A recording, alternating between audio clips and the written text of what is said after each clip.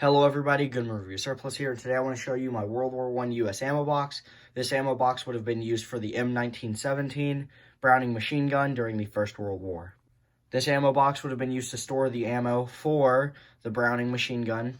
It would have been placed anywhere from in a vehicle to in the trenches or right next to the machine gun when the machine gun was being fed out of this box. The box is in pretty rough shape. As you can see, it's missing most of the paint on this side. The latch is broken over here as it does not snap shut like it should.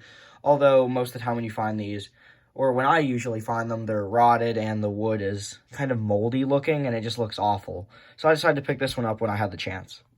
So on this side, you can see that a lot of the paint is missing. It's definitely worn out a lot over here. Right here, it looks like it's been sat down in the mud at one point and it kind of stained the bottom. Although that's as to be expected with these, as most of the time the bottom of these ammo boxes don't look the best because that's what would have been sitting in the mud or on any terrain during World War I. So these were sat almost anywhere that you would set the machine gun up. So these ammo boxes kind of traveled everywhere with the machine gun. This side's probably the worst. As you can see right here, it has a big chip taken out of it. I'll angle it a little bit better so you can see. But that whole corner right there is busted. You can see the paint is also missing very heavily on this side. Not as bad as the other side, although that does add to the major damage that this thing has.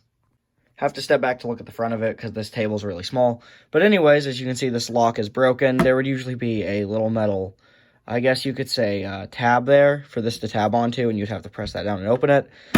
This one does not have that. It just opens up on its own because that is broken and gone. And on the back of the ammo box, you can see it does have a hole, along with a lot of paint missing as well. The top of it's also in pretty rough shape, as you can see. The damage is more noticeable. You can see really where it took a hit.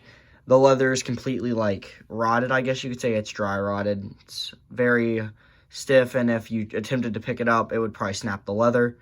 The hinge still has most of its paint on it, although it's very squeaky and rusty, as this ammo box has definitely seen better days. And as I said before, the bottom of these are usually worn down.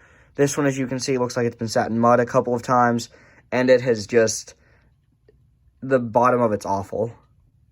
Usually when you find these ammo boxes, they're in worse condition. I hope to get one that's in better condition than this eventually, although this one was a pretty good price, so I decided to pick it up.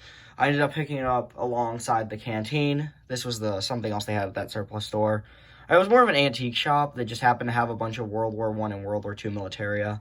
But it was technically classed as a surplus store. But I hope to see you in the next one. If you enjoyed this video, make sure to check out some other World War I stuff. There's playlists, you know. Anyways, happy collecting.